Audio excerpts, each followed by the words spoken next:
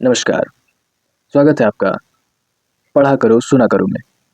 मेरा नाम है एहतशाम रईस और आप सुन रहे हैं केदार से कैलाश तक, जिसे लिखा है लेखक दीपक ने। अध्याय 1। मई 2002।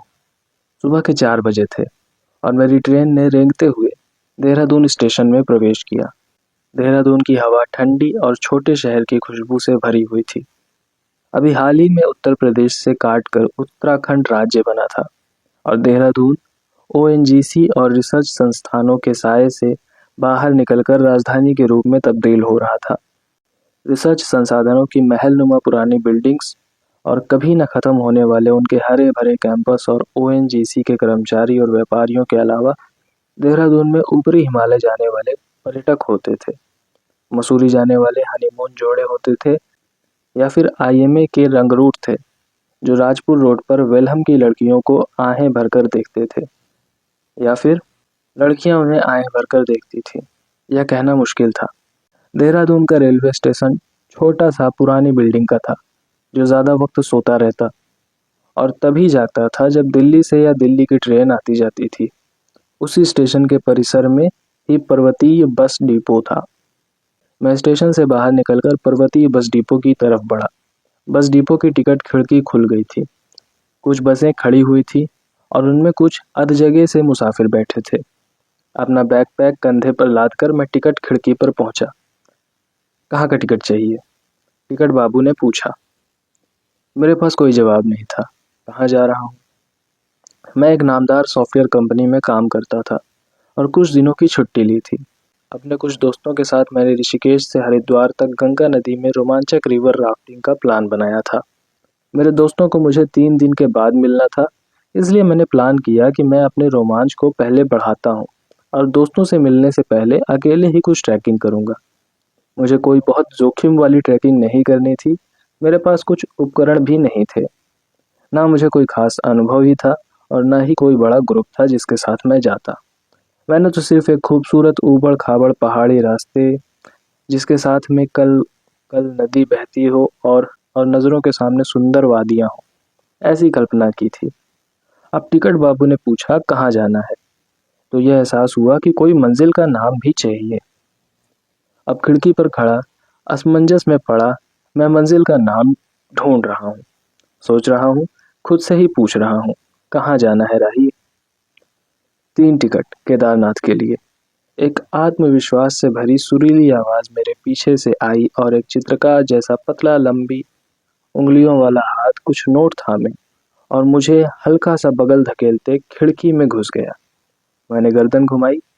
सांवला गोल चेहरा, पूरी तरह जगी और चमकती आंखें जिसमें आगे आने वाले रास्ते का उत्साह भरा था। कंधे को छूकर मुड़ते बाल मानो कोई नदी घुमाव ले रही हो।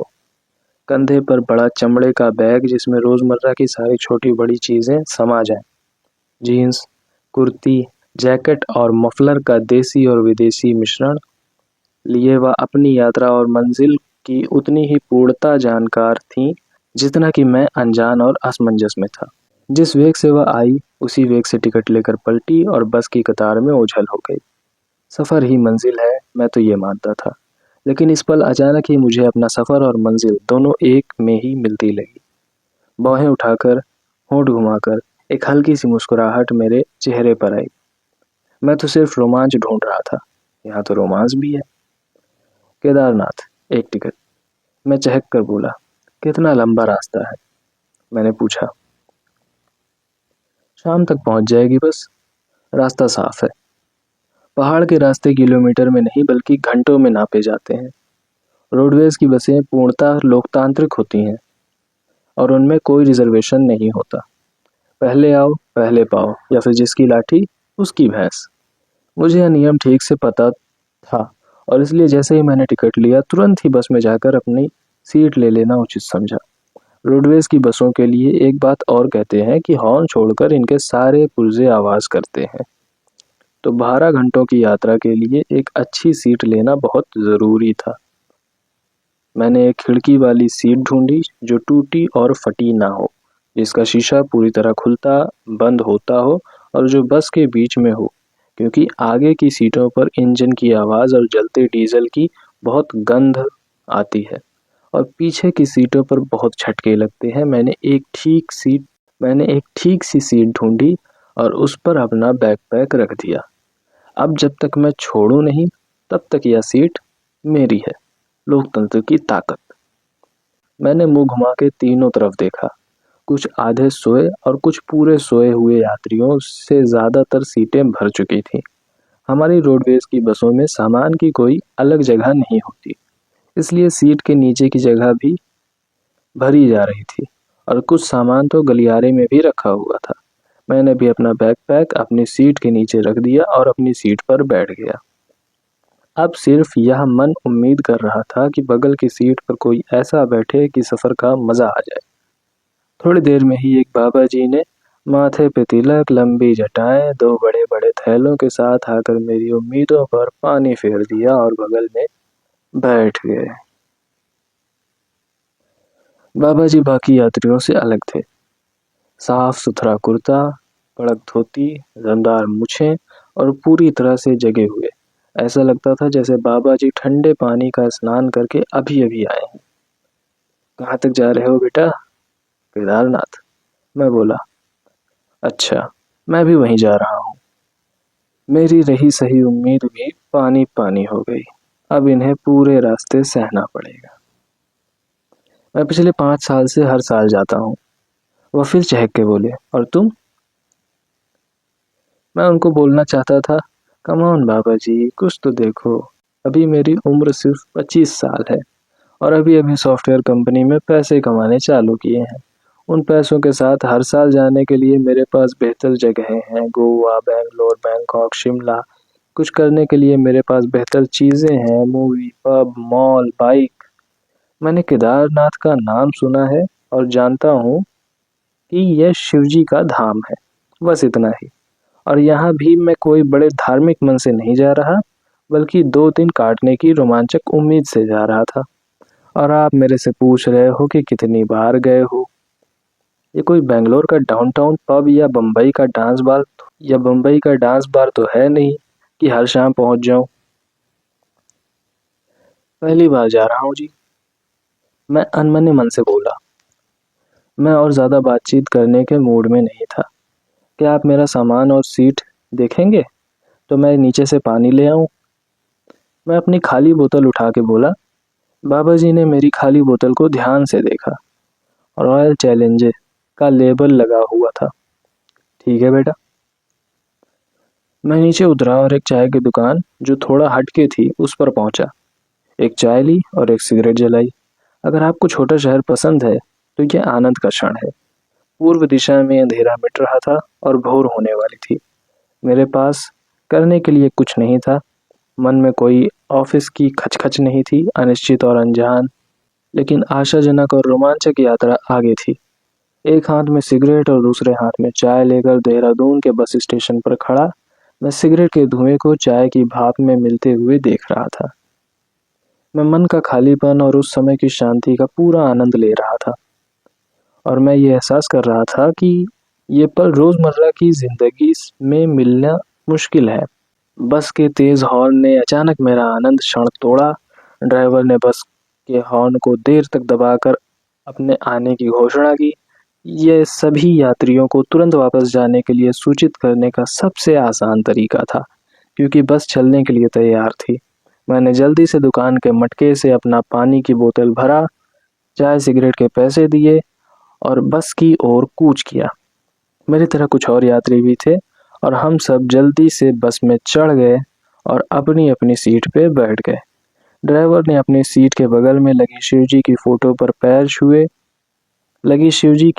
पैर छुए, फिर स्टीयरिंग व्हील को छुआ और फिर उसे माथे पे लगाकर मानो वाहन देवता का आशीर्वाद लिया और बस को आगे बढ़ाया। बगल में बैठे बाबा जी ऊंची आवाज में बोले, जय भोले, और हमारी केदारनाथ की यात्रा शुरू हो गई।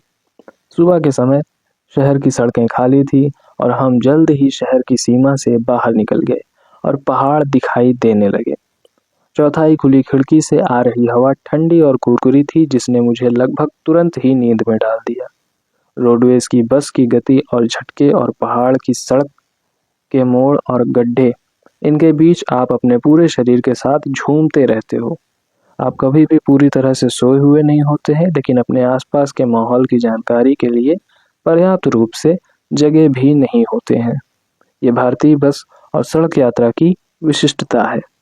ऋषिकेश से पूरी यात्रा एक ही लेन की सड़क पर है, जो कई जगहों पर इतनी संकरी हो जाती है कि विपरीत दिशा से आने वाले वाहन को किसी ऐसे स्थान पर रुकना पड़ता है जहां सड़क इतनी चौड़ी हो कि दोनों वाहन एक दूसरे को पार कर सके।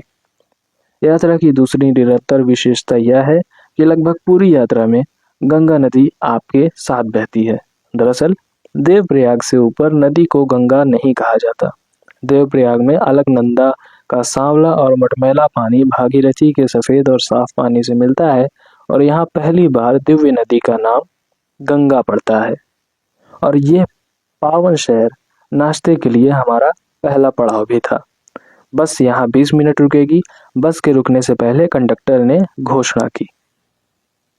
इन पहाड़ी इलाकों में समतल भूमि खोजना मुश्किल है और इसलिए उत्तराखंड के अधिकांश बस स्टेशन या तो बहुत छोटे हैं या सड़क के किनारे हैं, जो एक समय में केवल 2 ही बसों की पार्किंग के लिए पर्याप्त हैं।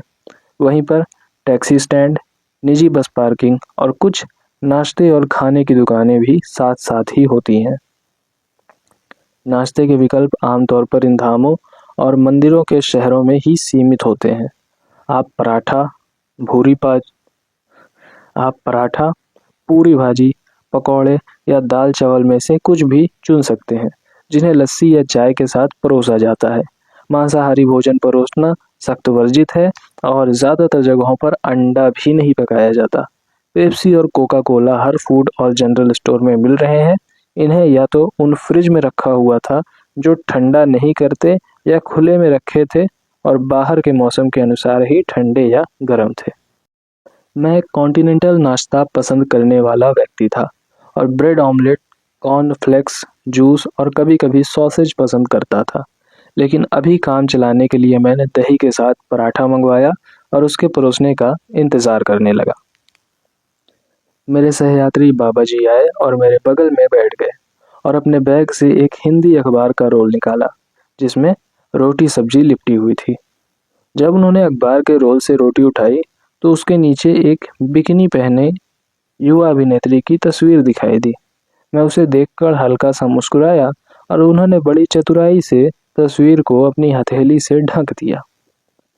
हम जितना हो सके घर का बना खाना खाते हैं, क्या तुम इसमें से कुछ लोगे? उन्होंने पूछा। मैं मुस्कुराया और विनम्रता से अपना सिर हिलाया। मैंने पहले ही अपना नाश्ता ऑर्डर कर दिया है, आप कृपया खा लें। मेरा खाना भी आ गया और हम खाने लगे। तुम्हारा नाम क्या है? उन्होंने पूछा। रौनक, मैंने जवाब दिया। वे यह उम्मीद करते रहे कि सरनेम भी बताया जाएगा। मैंने नज़रअंदाज कर दिया। बड़ों का नाम पूछना हमारी परंपरा में नहीं है और इसके अलावा मुझे उनमें बिल्कुल भी दिलचस्पी नहीं थी, इसलिए मैंने उनका नाम या उनके बारे में नहीं पूछा और अपना नाश्ता करना शुरू कर दिया। नाश्ता खत्म करने के बाद मैं शौचालय की ओर बढ़ा। सार्वजनिक शौचालय भारतीय सड़क यात्राओं का सबसे खराब अनुभव है। यदि आप अपने वाहन से यात्रा कर रहे हैं तो खुली जगह सबसे पसंदीदा शौचालय सीटें हैं। सार्वजनिक परिवहन में ये बहुत चुनौतीपूर्ण कार्य है। पुरुषों के लिए वास्तव में शौचालय होते ही नहीं है और केवल एक सफ़ेद दीवार के पीछे दूसरी दीवार का मूत्रालय कहा जाता है, जो मूत्र, दुर्गंध और गंदगी से भरी होती है। मैंने सांस रोककर जल्दी से काम खत्म किया और बाहर निकल आया। दूसरी तरफ से जहां महिला शौचालय था, मैंने उसे बाहर आते देखा। अरे वाह, तो वह भी इसी बस में सफ़र कर रही है। मैंने उसे अभी तक कैसे नहीं देखा? हो सकता है कि मुझे नींद आ रही थी या उसका चेहरा ढका हुआ था, क्योंकि ज़्यादातर यात्रियों ने धूल और ठंड से खुद को बचाने के लिए हल्के गमछे, मफलर या शॉल से अपना चेहरा ढक रखा था। जो कुछ भी था, मुझे लगा कि मुझ में एक नई स्फूर्ति आ गई। मैं लपक के उसके पास जाना चाहता था, लेकिन सार्वजनिक शौचालय एक लड़की का पीछा करने के लिए अच्छी जगह नहीं है। कोई बात नहीं। उसी अच्छे मूड में मैं पास की पान की दुकान पर गया और एक चाय और सिगरेट ली और धीरे धीरे घूंट भरने लगा, जब तक कि ड्राइवर ने हमें फिर से एक लंबा हॉर्न बजाकर आने पर मजबूर नहीं कर दिया। बाबा जी पहले ही अपनी सीट ले चुके थे और मैंने चारों ओर नजर डाली और पाया कि वह मेरे 2 सीट पीछे बैठी थी। उसके साथ में एक और लड़की थी जो उससे कुछ छोटी लग रही थी। वह दोनों एक लड़के से बातें कर रही थी जो बगल की सीट पर बैठा था और लगभग उसी की उम्र का था। मैं जितना उसकी सादगी से और उसकी ओर आकर्षित था, वह मेरे बस में उपस्थित होने से उतना ही बेखबर थी।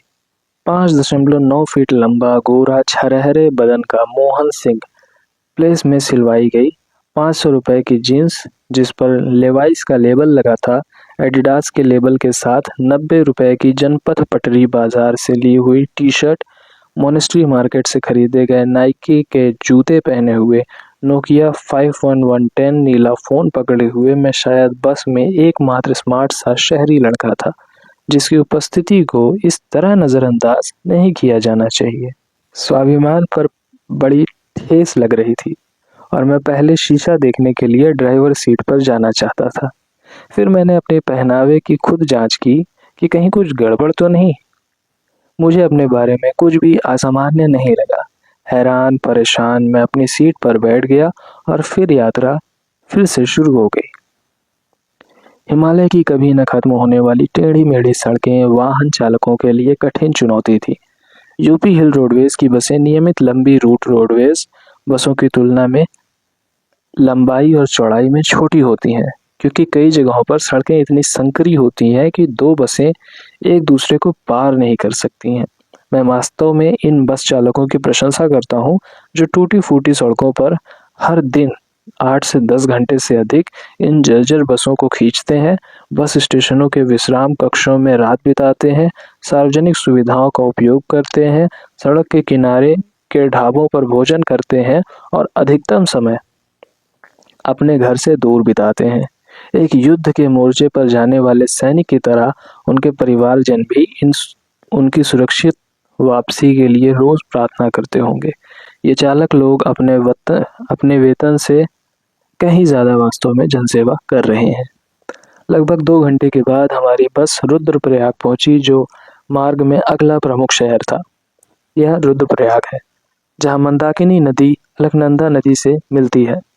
तुम जानते हो कि मंदाकिनी उसी जगह से आ रही है जहां हम जा रहे हैं, बाबा जी ने कहा। मैंने अपना सिर हाँ में हिलाया। जब मैं सिर हिलाकर ये सब जानने का नाटक कर रहा था, तो मेरे भ्रमित रूप ने सब कुछ प्रकट कर दिया कि मुझे इसके बारे में कुछ भी नहीं पता था। और बाबा जी जान गए। वे मुस्कुराए। यहाँ के लोग सभी शहरों का नाम प्रयाग रखने की बजाय बेहतर नाम चुन सकते थे। हर जगह का नाम एक जैसा लगता है, मैंने तर्क देते हुए कहा। बाबा जी ने कहा, अच्छा, आप उस जगह के लिए इससे बेहतर नाम और क्या चुन सकते हैं जहाँ 2 नदियां मिलती हैं? यह मेरे तर्क से अधिक शक्तिशाली था। प्रयाग का अर्थ है नदी का संगम, उन्होंने कहा। अब तक मैं बाबा जी की बातों पर ध्यान देने लगा था। उन्होंने कहा, देवप्रयाग से विष्णुप्रयाग तक जो 200 किलोमीटर से भी कम दूरी है, 5 प्रमुख नदियां मिलती हैं और इन्हें पंचप्रयाग कहा जाता है। ये पंचप्रयाग भारत में पवित्र स्थल है और लोग इन प्रयागों में स्नान करने आते हैं। 5 नदियां इतनी कम दूरी में कुदरत का कमाल है। ये कौन सी नदियां हैं? मैंने पूछा। उन्होंने मुझे विस्तार से पंचप्रयाग के बारे में बताया। अलकनंदा नदी, जो कि बद्रीनाथ से आती है, वह प्रमुख नदी है और उसमें 5 सहायक नदियां मिलती हैं। पहला विष्णु प्रयाग है, जहाँ धौली गंगा, जो नंदा देवी पर्वत से आती है, अलकनंदा से मिलती है। दूसरी नंद प्रयाग, जहाँ नंदाकिनी, जो नंदा ग्लेशियर से आती है, अलकनंदा से मिलती है। तीसरा कर्ण प्रयाग, जहाँ पिंडर, जो पिंडारी ग्लेशियर से आती है, अलकनंदा से मिलती है। चौथा रुद्र प्रयाग, जहाँ मंदाकिनी, जो केदारनाथ के ऊपर चोराबारी ग्लेशियर से आती है, अलकनंदा से मिलती है। और अंत में 5वां देव प्रयाग, जहाँ भागीरथी, जो गंगोत्री के ऊपर गोमुख ग्लेशियर से आती है, अलकनंदा से मिलती है। और उसके बाद ये बन जाती है शक्तिशाली और दिव्य गंगा, जो बंगाल की खाड़ी तक बहती है। गंगा और उसकी सहायक नदियां भारत की लगभग आधी आबादी को उसके उद्गम से गंतव्य तक पानी और जीवन प्रदान करती हैं। मुझे इसके बारे में नहीं पता था और मैंने बाबा जी को आदर से देखा। और कुछ रास्ता बीत जाने के बाद बाबा जी ने पूछा, तुम केदारनाथ में कहाँ रुकोगे? अच्छा सवाल। सुबह से ही बाकी और चीजों की तरह मुझे इसके बारे में भी नहीं पता था। एक बार जब मैं वहां पहुंच जाऊंगा तो मैं एक अच्छी जगह की तलाश करूंगा, मैंने तैश में कहा। वहाँ कोई बहुत सारे होटल नहीं हैं, उन्होंने मुझे सूचित किया। एक विराम के बाद उन्होंने कहा, मैं आमतौर पर एक छोटी सी जगह पर रहता हूँ। वे मुझे जानते हैं और कभी कभी जब कोई कमरा उपलब्ध भी नहीं होता है तब भी वे मेरे लिए व्यवस्था कर देते हैं। तुम मेरे साथ चल सकते हो और देख सकते हो अगर तुम्हारे लिए ठीक है या नहीं। आपका धन्यवाद, देखूंगा। एक विशिष्ट अवसरवादी व्यक्ति की तरह मैं हाँ नहीं कहना चाहता था, लेकिन साथ ही इसे मना भी नहीं करना चाहता था, क्योंकि मैं उस जगह को जानता नहीं था और ये एकमात्र विकल्प हो सकता था। हालांकि बस पर लिखा था कि वह केदारनाथ जा रही थी। बस का अंतिम पड़ाव गौरीकुंड था, जो केदारनाथ का आधार शिविर था। यहाँ से केदारनाथ मंदिर तक 14 किलोमीटर का ट्रैक था। जब हमारी बस गौरीकुंड पहुंची तब सूरज ढल रहा था और कुछ ही समय में अंधेरा हो गया। ये पहाड़ी जीवन की एक सामान्य बात थी। सूरज ढलने के बाद रात जल्दी हो जाती है और रात होते ही सब कुछ जल्दी जल्दी बंद होने लगता है। यहाँ पहाड़ों पर सवेरे सूरज भी जल्दी आ जाता है और इस प्रकार जीवन का प्रारंभ और अंत सूर्य से होता है। बस के रुकते ही सभी यात्री तेजी से बाहर निकलने लगे। बाबा जी भी उतर गए और मैं उनके ठीक पीछे था। उन्होंने मुझे प्रश्नवाचक दृष्टि से देखा कि मैं उनके साथ आ रहा हूँ या नहीं। अंधेरा हो चुका था और अब तक मैं समझ चुका था कि मैं इस जगह के बारे में कुछ नहीं जानता। गौरीकुंड दिल्ली के किसी पूरे बाजार जितना बड़ा भी नहीं था। ये वास्तव में दुकानों का समूह था जिनकी पहली और दूसरी मंजिल पर छोटे छोटे कमरे बने थे। यहाँ शायद कोई बड़ा होटल नहीं था और अपने आप रहने की जगह खोजने या वह लड़की कहाँ जा रही है यह पता लगाने की कोशिश करने का कोई मतलब नहीं था, क्योंकि ऐसा करने में मैं शायद रात बस स्टेशन पर ही बिताता। इसलिए मैंने फैसला किया कि मुझे बाबा जी के साथ चले जाना चाहिए। मैंने अपना बैग उठाया और उनके साथ हो लिया। नमस्कार दुबे जी, दुकान और कमरे के मालिक ने, जो लगभग 40 साल के थे, आधा झुकते हुए कहा, आपका सफर कैसा रहा? नमस्कार, मैं ठीक हूँ। आपकी दुकान कैसी चल रही है? बाबा जी ने पूछा। अब यात्रा शुरू हो गई है, दुकान चलेगी। आप तो जानते ही हैं हम साल में केवल 5-6 महीने ही कमाते हैं। वह 4 धाम यात्रा के बारे में बात कर रहे थे, जो केवल मई से अक्टूबर तक होती है। बाबा जी ने मेरी ओर इशारा किया और कहा, ये मेरा छोटा दोस्त है, यहाँ पहली बार आया है। क्या आप इसके लिए भी एक कमरे की व्यवस्था कर सकते हैं? बाबा जी की बात सुनकर मेरी आंखें नम हो गई। पूरी यात्रा में मैंने उनसे मुश्किल से बात की, या कहिए उन्हें नज़रअंदाज किया, और यहाँ वह मुझे अपने छोटे दोस्त के रूप में संबोधित कर रहे हैं और मेरे लिए एक कमरा खोजने की भी कोशिश कर रहे हैं। मुझे जीवन में अजनबियों के साथ बंधन को समझने के लिए एक लंबा रास्ता तय करना बाकी था। गेस्ट हाउस के मालिक ने मुझे एक कमरा दिया जिसमें सिर्फ एक पलंग और एक कुर्सी थी। अलमारी के नाम पर दीवार पर एक खूंटी थी जहां कपड़े टांग सकते थे, लेकिन चादरें साफ थीं, कंबल से दुर्गंध नहीं आ रही थी, कीड़े मकोड़े फर्श पर नहीं चल रहे थे और इतना ही काफी था। इन्होंने हमें बताया कि रात का खाना 8 बजे तैयार हो जाएगा, जिसके लिए हमें नीचे आना होगा, और हमें सलाह दी कि हम ज़्यादा देर न करें, क्योंकि अगर सुबह मंदिर के दर्शन के लिए जाना है तो बहुत ही जल्दी उठना पड़ेगा। रात के खाने के समय बाबा जी ने मुझे अगले दिन की पूरी यात्रा के बारे में बताया और इस बार मैंने बिना कुछ जानने का नाटक किए उनकी बात ध्यान से सुनी। जीवन में आमतौर पर यह आसान होता है कि जानने का ढोंग ना करें और किसी शुरुआत करने वाले के दिमाग की तरह सुने। बाबा जी ने मुझे बताया कि वह यहाँ 4-5 दिन बिताने के इरादे से आए हैं। लगभग 5-6 किलोमीटर की दूरी पर रामबाड़ा है और वहाँ उनके एक दोस्त रहते हैं जिससे वह कल मिलेंगे, और वे दोनों अगले दिन केदारनाथ जाएंगे। चूंकि मुझे अगले दिन लौटना है, उन्होंने सुझाव दिया कि मुझे केदारनाथ की ट्रेकिंग बहुत जल्दी शुरू कर देनी चाहिए ताकि अंधेरा होने से पहले मैं वापस गौरीकुंड लौट सकूं।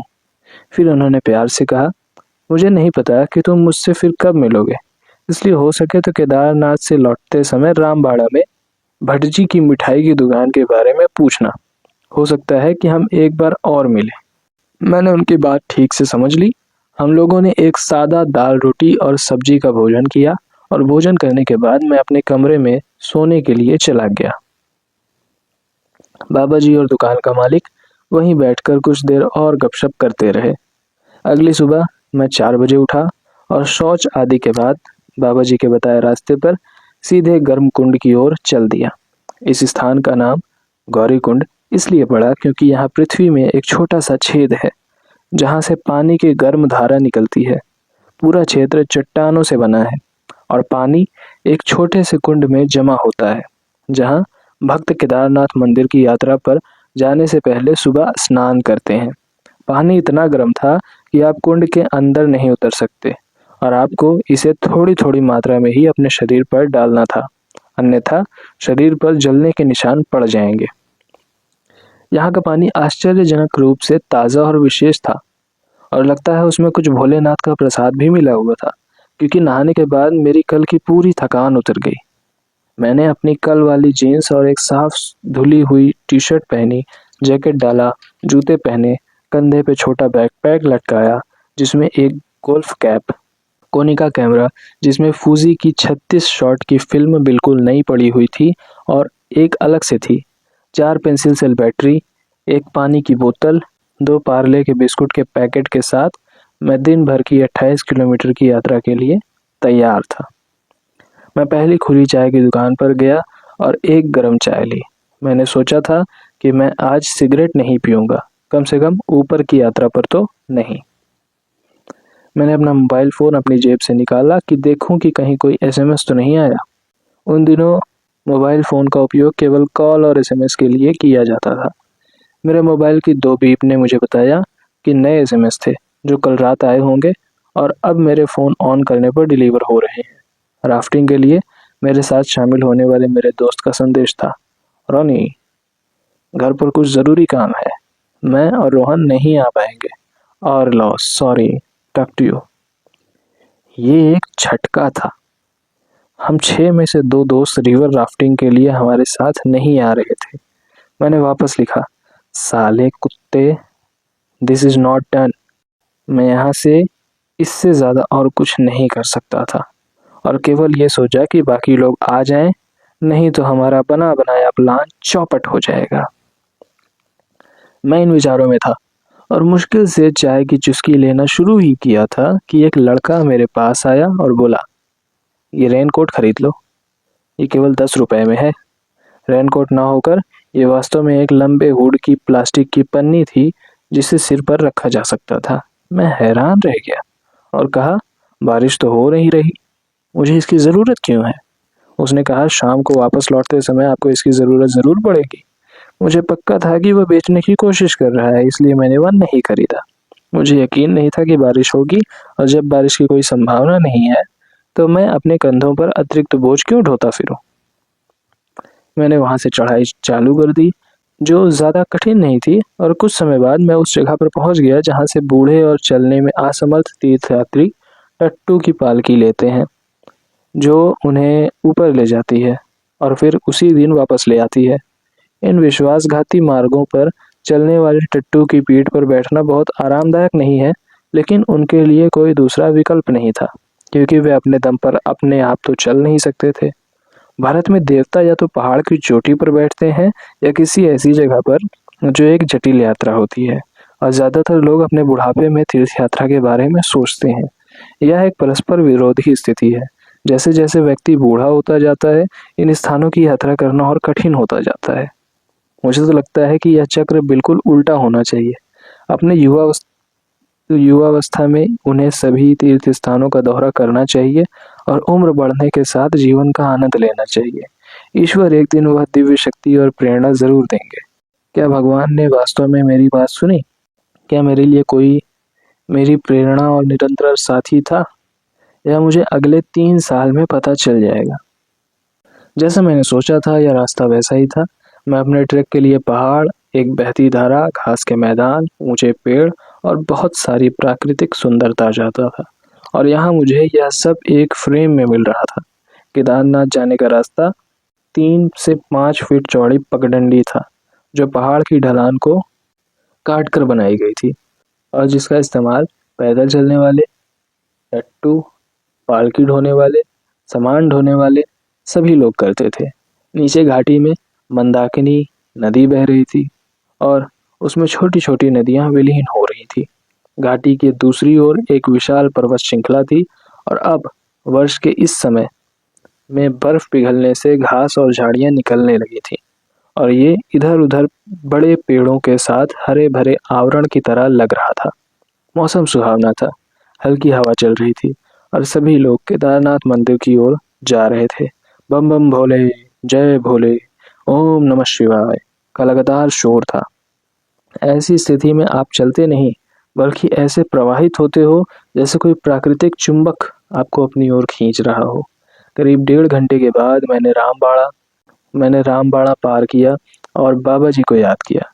मैंने खुद से वादा किया था कि मैं निश्चित रूप से उन्हें वहां ढूंढूंगा और एक बार फिर उनसे मिलूंगा। जिस क्षण वे मुझसे मिले उन्होंने वास्तव में हर तरह से मेरी मदद की और वह भी बदले में बिना कुछ भी उम्मीद किए। मैं आसान गति से आगे बढ़ रहा था और पूरी तरह से पहाड़ों और वादी से घिरे शांत और निर्मल वातावरण में डूबा हुआ था।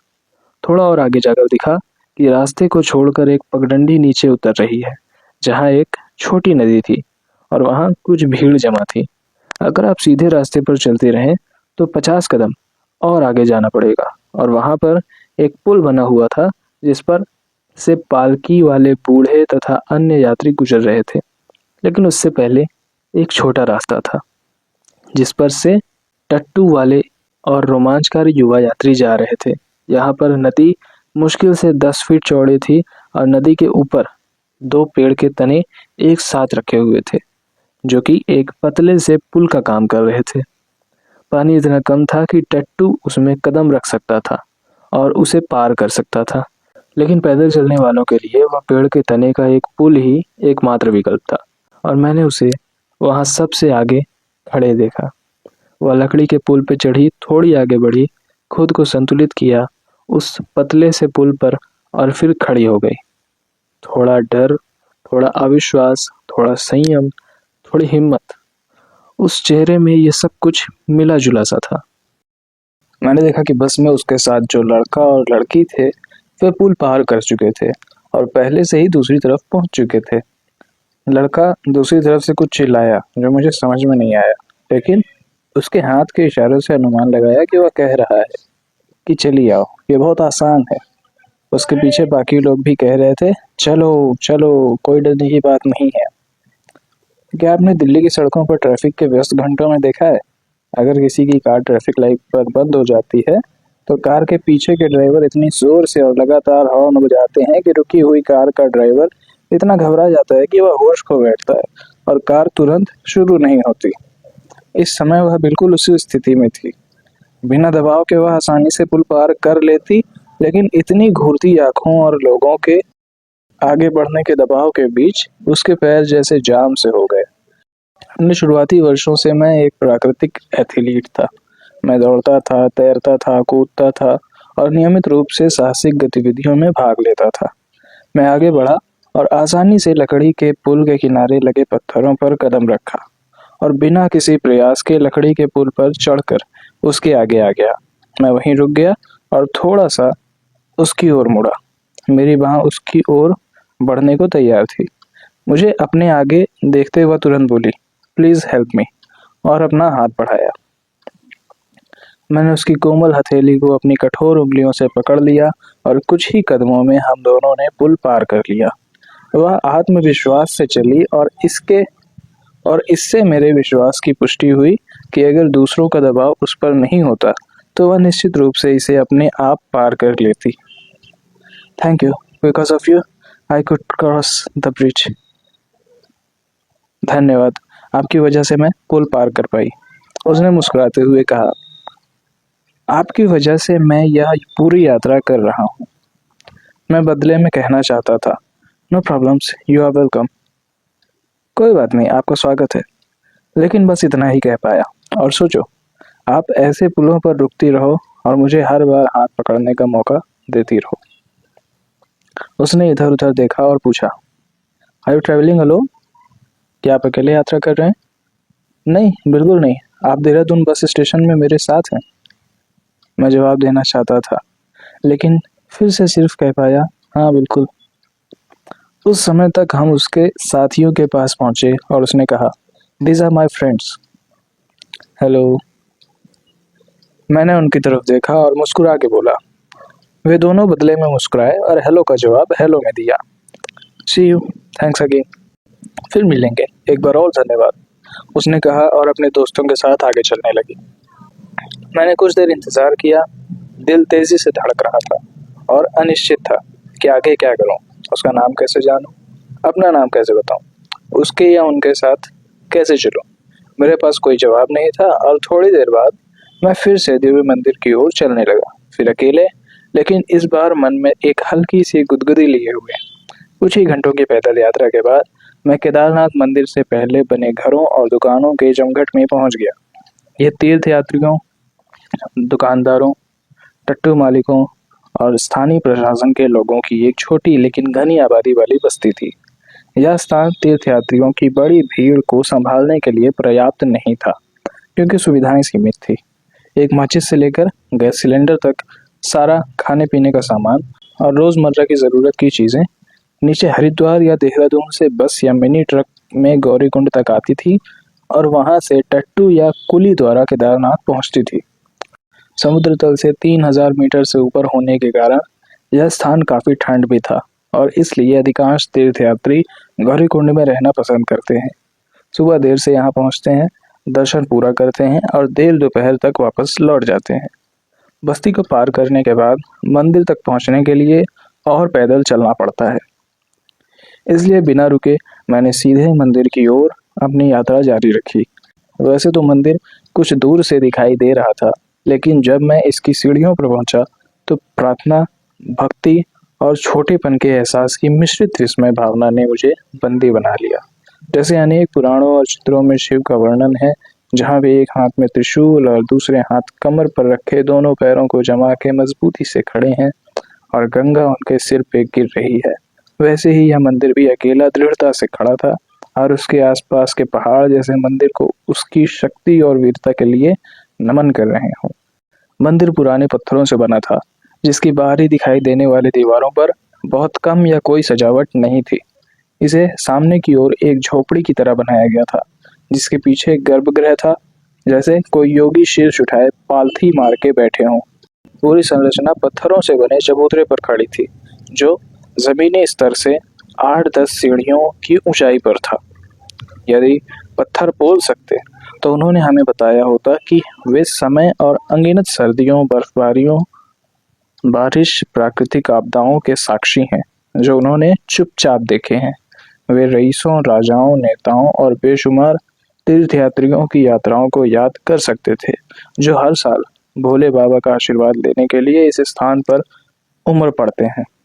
किंवदंतियों के अनुसार मंदिर का निर्माण पांडवों द्वारा किया गया था, जो महाभारत की लड़ाई जीतने के बाद गोत्र हत्या और ब्राह्मण हत्या का प्रायश्चित कर रहे थे। केदारनाथ के बाद वे बद्रीनाथ गए, जहां उन्होंने अपने परिजनों और रिश्तेदारों का अंतिम संस्कार किया और वहां से वे स्वर्गारोहिणी होते हुए स्वर्ग गए। इसलिए माना जाता है कि पहले केदारनाथ और फिर बद्रीनाथ जाना चाहिए।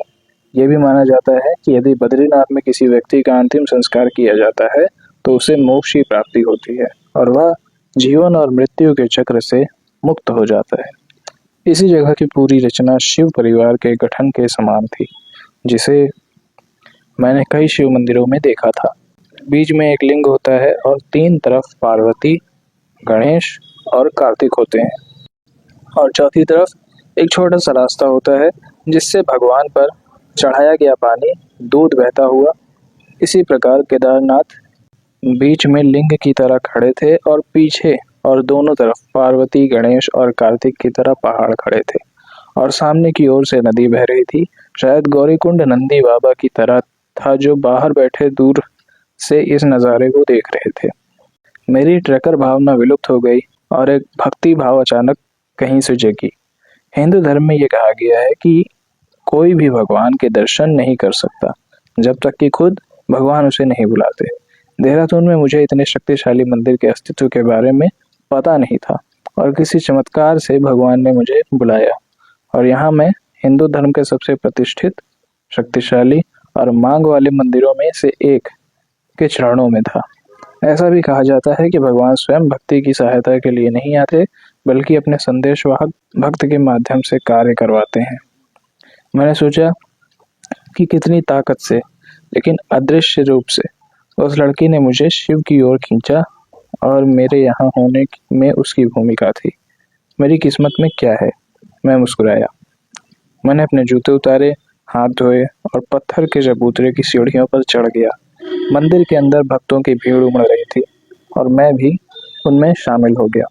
वैसे तो ये यात्रा का सीजन था, तब भी भीड़ बहुत ज़्यादा या ताबड़तोड़ नहीं थी और हर कोई ईश्वर के शांतिपूर्ण दर्शन कर सकता था। मैं दिल्ली और अन्य बड़े शहरों में कई मंदिरों में गया था, लेकिन ये तो बिल्कुल ही अलग था। प्राकृतिक पत्थरों को आकार में काटकर एक दूसरे पर रखा गया था और लोहे के हुक से जोड़ा गया था। ये विश्वास करना कठिन था कि इस तरह का पत्थर और लोहे का जोड़ सदियों से समय की कसौटी पर खरा उतरा है। मुझे वह बच्चों वाली पोयम याद आ गई। London bridge is falling down, make it with stones so strong, stones will last a long. पत्थर सदियों तक चलेंगे। हमारे पुरखों को यह बात हजारों साल पहले भी पता थी। जब मैं गर्भगृह में पहुंचा तो शिवलिंग को देखकर चकित रह गया। सभी शिव मंदिरों में मैंने हमेशा किसी न किसी अलंकरण के साथ एक चिकने उत्तम आकार का अच्छी तरह से पॉलिश किया हुआ और ज्यादातर सफेद या काले रंग का शिवलिंग देखा था, और यहाँ केदारनाथ का शिवलिंग वास्तव में एक पत्थर था जो पृथ्वी से बाहर निकल रहा था। लिंगम को घेरे हुए एक बड़ी पत्थर की गोलाकार सीमा थी। अंदर का सारा वातावरण शिव भक्ति से सरोबार था। मैं भक्ति भाव से झुका और अपना सिर गोलाकार आसन पर रखा, हाथ बढ़ाया और लिंगम तक पहुंचा। अपनी उंगलियों से उसे छुआ और फिर उन्हीं उंगलियों से अपने माथे पर लगाया। एक तरह से मैं अपना सिर भगवान के चरणों में रख रहा था। फिर मैं उठा, कुछ पैसे चढ़ाए, कुछ फूलों को वहां के प्रसाद के रूप में लिया और मंदिर से बाहर आ गया।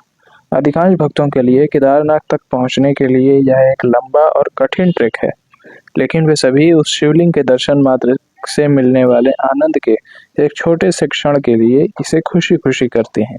अधिकांश लोगों के लिए मंदिर के अंदर रहने का यह छोटा पल कई वर्षों तक या शायद जीवन भर एक चित्र की तरह उनकी आंखों में रहेगा। वे इन कुछ पलों से इतनी ऊर्जा और शक्ति प्राप्त कर लेते हैं जो उन्हें अपने निजी जीवन में सबसे कठिन बोझ उठाने में मदद करती है। मैं वहां पत्थर के चबूतरे पर खड़ा था और चारों ओर देखा, 2-4 तस्वीरें क्लिक की और पूरे दृश्य को निहारने लगा। मैं वापस जाने के लिए तैयार था, लेकिन कुछ मुझे रोक रहा था। मैं अभी भी संतुष्ट नहीं था। मैं कुछ खोज रहा था। मैं किसी को खोज रहा था। फिर मैंने अपने जूते पहने और मंदिर के चारों ओर जाने का फैसला किया। मंदिर के आसपास का अधिकांश क्षेत्र छोटे बड़े सभी आकार के पत्थरों से भरा हुआ था और देखने के लिए कुछ भी नहीं था।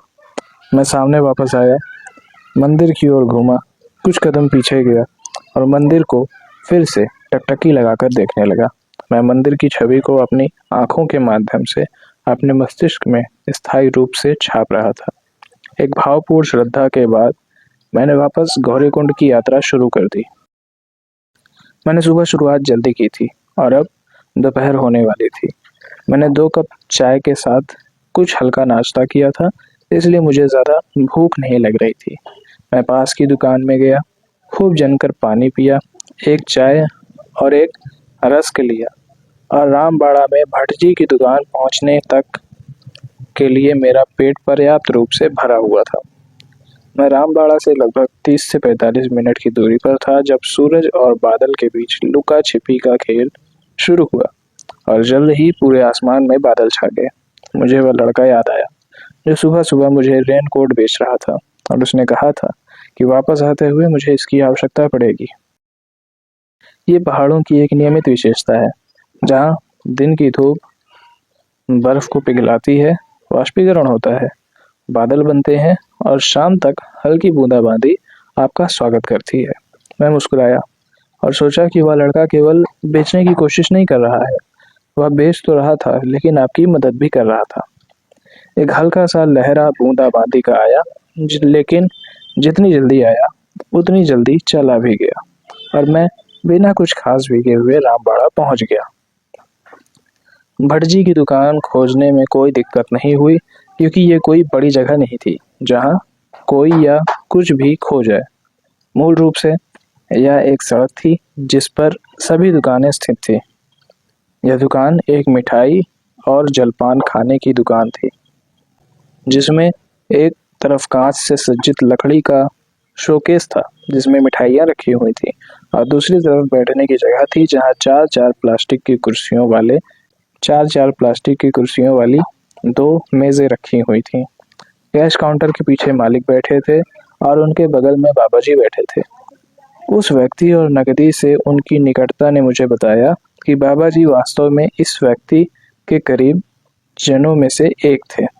ओह, देखो यहाँ कौन है, आओ आओ। तुम्हारा सफर कैसा रहा और ज्योतिर्लिंग दर्शन कैसा रहा? बाबा जी ने उत्साह से पूछा।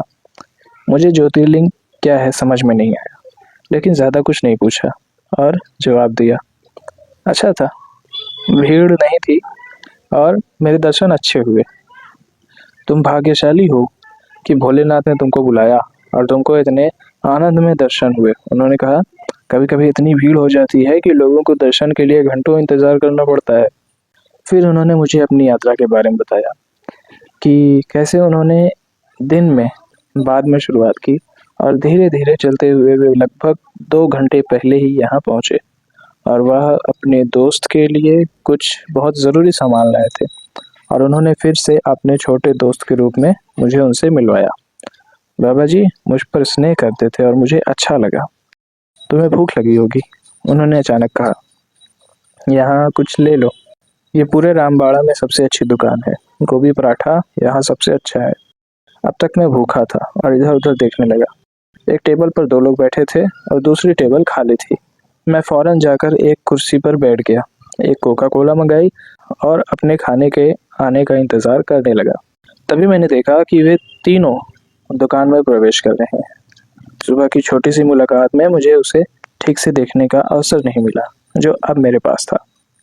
अब वह उस बस यात्री से बिल्कुल अलग थी जिसकी छवि मैं अभी भी अपनी कल्पनाओं में लेकर बैठा हुआ था। आज वह मिश्रित भारतीय पश्चिमी पोशाक में नहीं बल्कि पूरी तरह से भारतीय पोशाक में थी।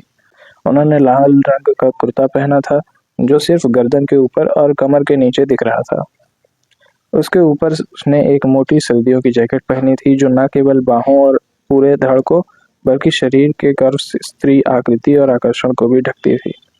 कुर्ते का बॉर्डर पर सुनहरे रंग के मंदिर जैसे डिजाइन का काम हुआ था जो तमिल कांचीपुरम रेशम उद्योग का एक ट्रेडमार्क था। इसी तरह की पोशाक यह जानने के लिए काफी थी कि यह कुछ विशेष उद्देश्य की पोशाक है, और इससे यह भी अंदाजा लगाया जा सकता है कि यह यात्रा उसके लिए कितनी महत्वपूर्ण थी। नीचे स्ट्रेचेबल मटेरियल लेगिंग्स थी जो बहुउद्देशीय काम करती थी, सूट के साथ मेल खाना, इतने लंबे ट्रैक में आरामदायक और ठंड के मौसम में गर्म।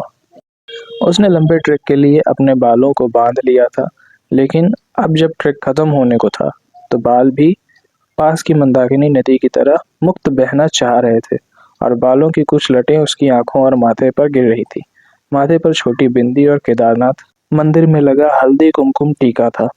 अब तक टीका भी धुंधला हो गया था और बिंदी और बालों के साथ कुछ ऐसे मिल गया था जैसे यहाँ के पहाड़, बादल, आकाश और बहती नदी अलग अलग होके भी एक दूसरे में मिले हुए थे, एक दूसरे के पूरक थे, और अगर आप किसी एक को भी निकाल देते हैं तो पूरी रचना अधूरी हो जाती है। उसका बड़ा चमड़े का बैग अभी भी उसके पास था, लेकिन इस बार वह एक कंधे से दूसरी तरफ कमर के पार लटका हुआ था, ठीक उसी तरह जैसे कोई तीरंदाज अपने तरकश को बांधता है। वह अपने हाथ में एक ट्रेकिंग के लिए डंडी भी पकड़े हुए थी। उसके साथ का लड़का कार्गो पैंट और एक जैकेट पहने हुए था।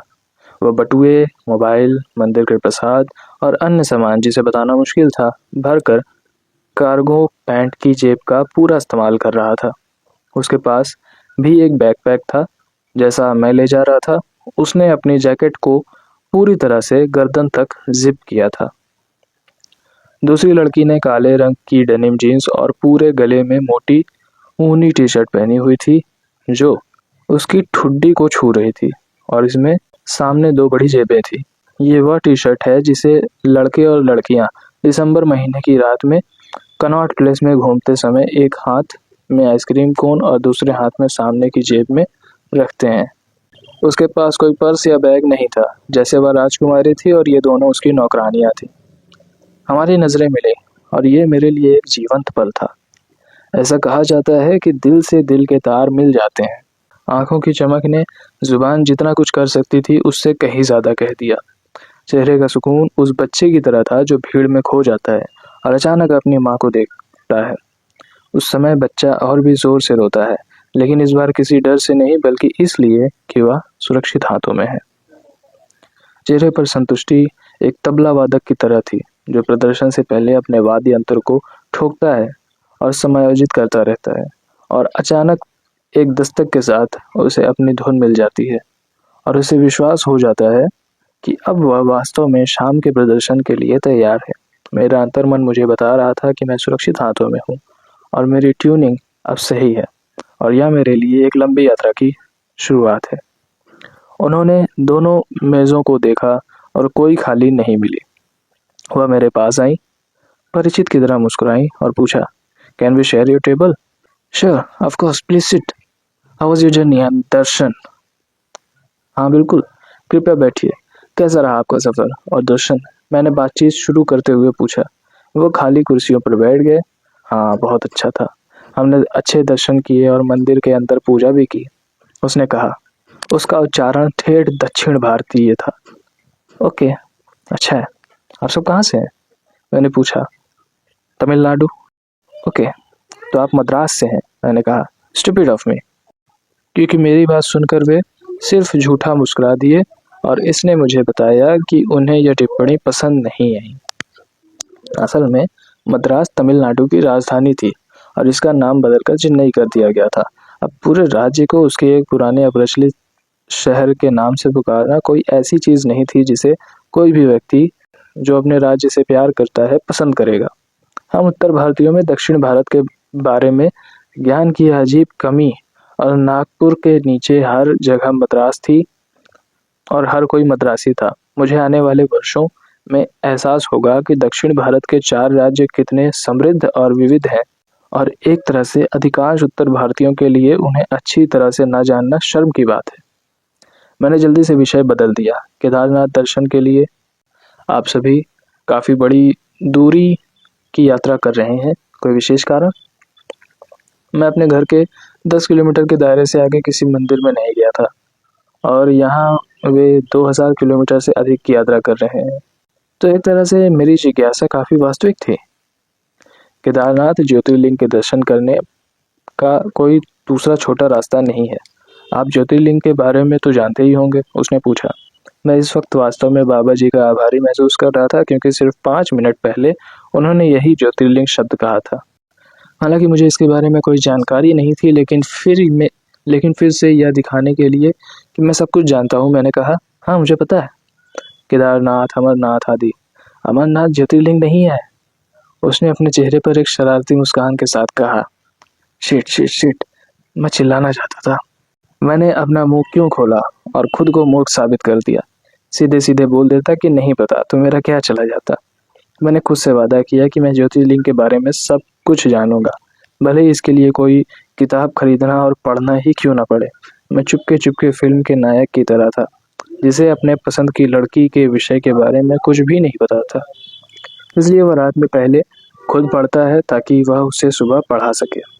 जैसे कि मुझे बचाने के लिए बिल्कुल सही समय पर होटल का मुंडू खाने का ऑर्डर लेने आ गया। वे आपस में तमिल में बात करके फैसला कर रहे थे कि क्या खाना मंगाना है। मुझे बाबा जी की नज़रों में कुछ अच्छे अंक अर्जित करने का मौका मिला और वहाँ से बैठे बैठे ही उनसे कहा कि ये सभी मेरे दोस्त हैं और उन्हें कुछ अच्छे व्यंजनों का सुझाव देना चाहिए। मुंडू के मुंह से मेन्यू सुनने के बाद सभी ने सादा आलू और गोभी का पराठा मंगवाया। मेरा नाम रौनक है, मैंने कहा। मैं सुमन हूँ, उसने कहा। ये कार्तिक है और ये उसकी चचेरी बहन लक्ष्मी है और ये मेरी सबसे अच्छी दोस्त है, उसने उस लड़की को चिढ़ाते हुए कहा जो बदले में हंस पड़ी। मैंने कार्तिक से हाथ मिलाया और दोनों लड़कियों को गर्दन झुका के हाय किया। आप लोग वापस तमिलनाडु कब लौट रहे हैं? इस बार मैं स्थानों पर कोई और मूर्खतापूर्ण गलती नहीं करना चाहता था। हरिद्वार से हमारी ट्रेन का रिजर्वेशन परसों शाम का है, उसने जवाब दिया। ओके, तो आप लोग कल कोई और मंदिर या जगह जा रहे हैं? मैंने यह सोचकर पूछा कि उनके पास एक दिन अतिरिक्त था। नहीं, कुछ भी प्लान नहीं है। इतनी लंबी यात्रा के लिए हमने किसी भी इमरजेंसी सिचुएशन, अप्रत्याशित स्थिति के लिए एक दिन एक्स्ट्रा रखा था, लेकिन अब पता नहीं क्या करें। हो सकता है कि हम बस यहीं रुकें और या हरिद्वार में एक रात और रुकें। आप कब वापस जा रहे हैं? मैं कल जा रहा हूँ, लेकिन दिल्ली वापस जाने से पहले बीच में रुकूंगा रिवर राफ्टिंग के लिए। रिवर राफ्टिंग, वाह, उसमें तो बहुत ही मज़ा आता होगा। कार्तिक ने होंठ गोल करके और आंख चमका कर कहा और दोनों लड़कियों की तरफ देखा। दोनों लड़कियों ने ऐसी कोई भावना या उत्साह नहीं दिखाया। एब्सोल्युटली, बिल्कुल, मैंने कहा। मैंने पहले भी रिवर राफ्टिंग की थी और जानता था कि यह काफ़ी रोमांचक होता है। रिवर राफ्टिंग एक वेग से बहती हुई नदी के पानी में रोमांचकारी अनुभव है। नदी की लहरें प्लास्टिक की राफ्ट जिसमें हवा भरी होती है उसे पत्ते की तरह उछालती चलती हैं और कुछ रोमांच ढूंढते मेरे जैसे सरफिरे छोटे छोटे चप्पू लिए नदी की इन अटखेलियों में आनंद पाते हैं। जबकि भारत में कई नदियां हैं, लेकिन उन सभी पर रिवर राफ्टिंग नहीं की जा सकती। रैपिड्स बनने के लिए नदी का पानी तेज गति से बहना चाहिए। पानी सिर्फ इतना गहरा होना चाहिए कि राफ्ट बिना किसी रुकावट के चल सके और नदी में बड़े बड़े पत्थर रैपिड्स बनाने के लिए होने चाहिए। कुल मिलाकर भारत में कुछ ऐसे स्थान थे जहां इन सभी प्राकृतिक परिस्थितियों को पूरा किया जा सकता था और शिवपुरी सबसे प्रमुख स्थानों में से एक था। राफ्टिंग में रुचि रखने वाला कोई भी व्यक्ति इस मौके को गंवाना नहीं चाहेगा। आप यहाँ राफ्टिंग के लिए कहाँ जाएंगे? कार्तिक ने आगे पूछा। शिवपुरी ऋषिकेश से थोड़ा पहले है। यह उसी रास्ते पर है जो हरिद्वार के लिए जाता है, मैंने कहा। और एकाएक मेरे दिमाग में एक विचार आया। आपके पास एक अतिरिक्त दिन है जिसमें आपका कोई खास प्लान नहीं है। आप मेरे साथ रिवर राफ्टिंग के लिए क्यों नहीं चलते? कार्तिक की आंखें चमक उठी और उसने उत्साह से दोनों लड़कियों की ओर देखा, लेकिन वो दोनों अनुत्तरदायी रहीं। मैं कल अपने कुछ दोस्तों को मिलूंगा और हमारे कुछ दोस्त आए नहीं। उनकी जगह आप तीनों ले सकते हैं। रहने की और राफ्टिंग की व्यवस्था पहले से ही हो चुकी है। टेंट में रहने में मज़ा आएगा। मैंने अपने तर्क से उन्हें और लालच दिया। इतने के बाद मेरे पास कृपया मैं आपसे अनुरोध करता हूँ मेरे खातिर आदि जैसे शब्दों को कहना बाकी रह गया था। मैं वास्तव में चाहता था कि वे मेरे साथ आएं, क्योंकि मैं उसके साथ समय बिताना चाहता था। इस बार मैं झांसा भी नहीं दे रहा था। हम मूल रूप से 6 दोस्त थे जिन्होंने रिवर राफ्टिंग का प्लान बनाया था, लेकिन आखिरी समय में 2 दोस्तों ने मना कर दिया। हमने राफ्टिंग के लिए 3 टेंट और एक बड़ी राफ्ट बुक की थी। वे एक तंबू में रह सकते थे और राफ्ट इतनी बड़ी होती कि गाइड को छोड़कर 8 लोगों को ले जा सकते थे। मैंने उन्हें यह सब समझाते हुए कहा, देखो, सभी अरेंजमेंट्स पहले से ही हो चुके हैं और आप लोगों का इस साहसिक यात्रा में शामिल होने के लिए भरपूर स्वागत है। इस बार मैंने कार्तिक को संबोधित किया, लेकिन जाहिर तौर पर दोनों लड़कियों को देख रहा था। पूरा पैकेज टूर प्रीपेड था और पैसे की वापसी का कोई चांस नहीं था। सच कहूँ तो अगर वे मेरे साथ आए तो मैं उन्हें मुफ्त में रहने और राफ्टिंग की पेशकश करने के तैयार था, लेकिन तब मेरी हताशा स्पष्ट हो जाती। कुछ अभिमान मुझे भी था। इसी बीच होटल का लड़का खाना लेकर आया और हमारे सामने रख दिया। हमने अपना हिस्सा लिया और खाने लगे। जब वे मुझसे बात करते थे तो वे अंग्रेजी और हिंदी में बोलते थे। जब वे आपस में बात करते थे तो केवल तमिल में बोलते थे। हम ज़्यादातर आज के ट्रैक और हम सभी के आनंदमय दर्शन के बारे में बात कर रहे थे। भोजन के बाद हम सभी ने चाय का ऑर्डर दिया। चाय की चुस्की लेते हुए मैंने पूछा, तो तुम सबने कल के लिए क्या तय किया है? सवाल उन तीनों के लिए था, लेकिन मैंने जवाब के लिए मुख्य रूप से सुमन और कार्तिक को देखा। आप सुबह कितने बजे शुरू करेंगे और कैसे जाएंगे, उन्होंने पूछा। हमेशा की तरह मुझे जवाब नहीं पता था, लेकिन इस बार मेरे पास एक बेहतर मार्गदर्शक था। मैं अपनी कुर्सी से उठा और बाबा जी के पास गाड़ी के बारे में पूछने गया। इससे उन्हें मेरी घुसपैठ के बिना आपस में चर्चा करने का अवसर भी मिल गया। मैं वापस आया और कहा कि गौरीकुंड और ऋषिकेश के बीच जीप नियमित रूप से चलती है, जो गौरीकुंड बस स्टेशन से शुरू होती है, और अगर हम सुबह 8 बजे शुरू करते हैं तो हम आसानी से 2-3 बजे तक शिवपुरी पहुंच जाएंगे। कार्तिक ने सावधानीपूर्वक विचार करने के बाद कहा, हम वास्तव में आपको प्रस्ताव के लिए धन्यवाद करते हैं। हम रात में इसके बारे में सोचेंगे, और अगर हम आपके साथ आने का फैसला करते हैं तो हम सुबह 8 बजे बस स्टेशन पर मिलेंगे और आपके साथ यात्रा करेंगे। क्या ये ठीक है? Sure, take your time. ज़रूर, आप अपना समय लो, मैंने जवाब दिया। अब तक चाय खत्म हो चुकी थी और वे सब उठकर जाने के लिए तैयार हो गए। मैंने बिल का भुगतान करने की पेशकश की, लेकिन वे सीधे और निष्पक्ष थे और काउंटर पर गए और बिल की राशि को अपने हिस्से का भुगतान किया और जाने लगे। उन्होंने फिर से पीछे मुड़कर देखा और अलविदा कहने के लिए हाथ हिलाया। मैंने भी हाथ हिलाया और कहा, मैं कल सुबह बस स्टेशन पर आपसे मिलने के लिए उत्सुक रहूंगा। तीनों ने सिर हिलाया, मुस्कुराए और चले गए। मैं कुछ देर और वहीं बैठा रहा। मुझे कहीं पहुंचने की कोई जल्दी नहीं थी और एक अच्छा एहसास मुझे अंदर से भर रहा था, और मैं चाहता था कि यह अच्छा एहसास ठीक से समा जाए। कुछ समय मेरे साथ रहे, साथ बिताए पलों को संजोए हुए। अंत में मैं उठा, बाबा जी को अलविदा कहने के लिए कैश काउंटर पर गया। तुम्हारे बड़े अच्छे दोस्त थे, बाबा जी ने एक मुस्कान के साथ कहा। मैं वापस मुस्कुराया और कहा कि ये मेरे जाने का भी समय है। भोलेनाथ तुम्हारा कल्याण करेंगे। बाबा जी ने एक हाथ उठाकर मुझे अपनी ओर से आशीर्वाद दिया। मैंने इसे तहे दिल से स्वीकार किया, हाथ जोड़कर प्रणाम किया और चलने लगा। शंकरम मंगलम, उन्होंने पीछे से कहा। रामबाड़ा से गौरीकुंड तक का रास्ता सीधी उतरान का था और ये मेरे लिए बहुत आसान ट्रैक था। गोधूली की अंतिम किरणें शेष होने से पहले मैं वापस अपने गेस्ट हाउस पहुंच गया।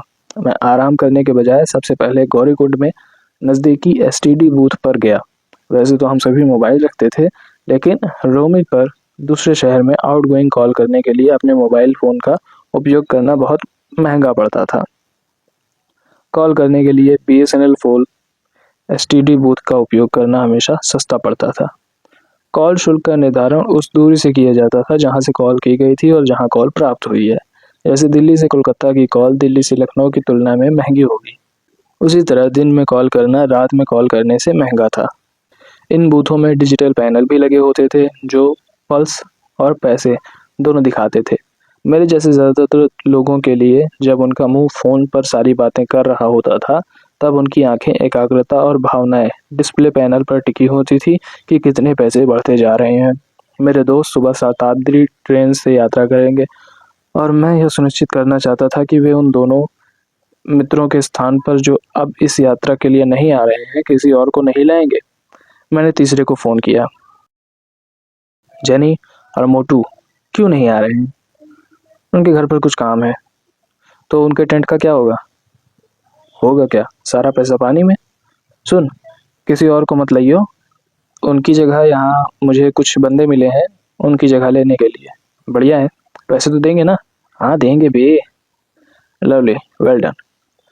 चल कल गंगा पैराडाइज कैंप में मिलते हैं। तुम लोग दोपहर 1-2 बजे के आसपास पहुंचोगे और मैं भी लगभग उसी समय पहुंच जाऊंगा। सी यू, बाय।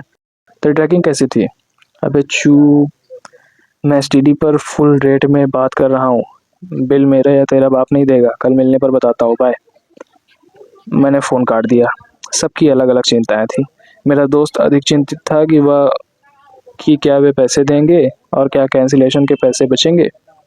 मुझे बस चिंता थी कि क्या वे कल आएंगे। पैसे मेरे दिमाग में भी नहीं थे। अगले दिन की प्रत्याशा, मेरे साथ कौन होगा कि अनिश्चितता मेरे दिमाग में कुछ देर तक खेली, लेकिन फिर मैं सो गया।